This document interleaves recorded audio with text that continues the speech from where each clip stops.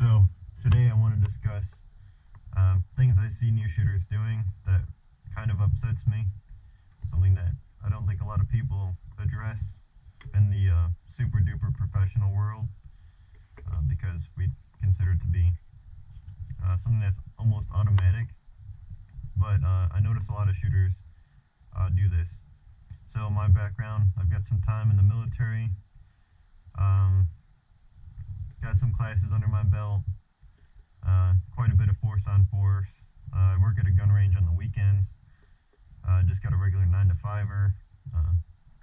So I get a lot of experience both on the military side and on the weekends when I do work at the gun range, seeing what new shooters with a little bit of salt and some relatively experienced shooters do. But today I want to discuss things that new shooters do that they probably shouldn't be doing. So both of these guns, both this wheel gun and this automatic, they're both empty and clear. The magazine that I have for it is also empty. So let's talk about the trigger finger. I know people are going to quote that movie Black Hawk Down. Oh, this is my safety, sir. No. There's a lot of context missing from that scene, but I'm not going to dive into that. So, the one thing I see a lot of new shooters do, I'm just going to go ahead and close this, is they really like their finger in the most dangerous part of the gun, which is in here. Especially when they're doing manipulations, loading and unloading the gun, clearing malfunctions, stuff like that. I see a lot of people just default to having their finger in here. It's kind of dangerous because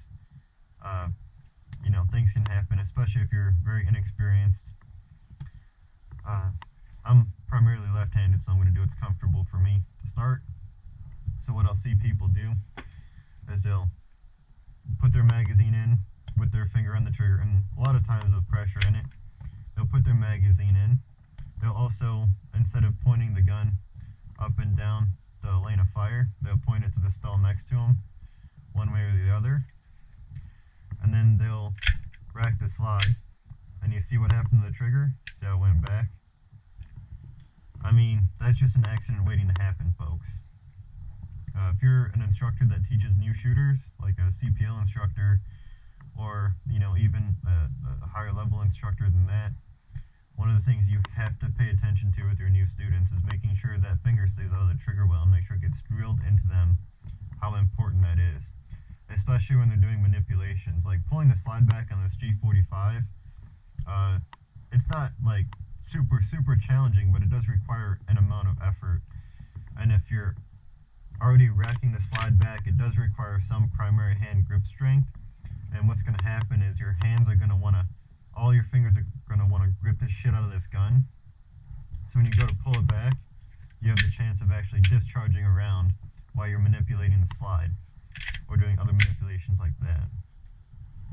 Another very common thing I see people doing when they go to shoot an automatic for the first time, or maybe they've been doing it for a while but they don't have a whole lot of experience, is they'll grip the gun with their thumb right in line, their support thumb right in line with the travel of the slide. So what's going to happen is when this slide moves back, it's going to cut the crap out of their support side thumb, and they're going to be bleeding everywhere, and they're never going to want to pick up a gun again, in my experience. So that's another thing I try to drill out of people if I see it. But if they don't care, they don't care. Now with wheel guns, you are supposed to grip it.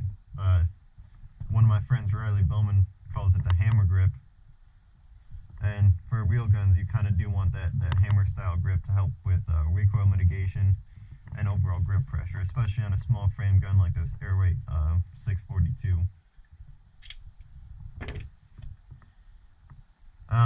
So we covered trigger finger and the trigger well when it's not supposed to. We briefly touched on guns being pointed not in the line of fire. So let me cover that a little bit more. So another thing I notice a lot, more than I really should, and it usually gets people off the range where I work, is people will be shooting and then they'll be empty or whatever, they want to do a reload, and then they immediately point the gun to the stall next to them, and then they do their trigger finger in the fucking thing, reload, and then now we have a recipe for disaster, because now we have a hot gun pointed not up and down range, pointed probably at somebody, and since most people when they load a pistol, it's elevated up slightly, you're just asking for a negligent headshot. And that, my friends, is most likely a one-hitter quitter. So if you see it at the range, please inform the people next to you that what they're doing is unsafe. If they continue to do it, let the range staff know, because we can't always look at everybody all the time, even though we try our best. And just stay safe and make sure when you guys are manipulating your guns, you're keeping it pointed, one, in a safe direction, and two, your finger is high and on the frame and not inside the danger zone.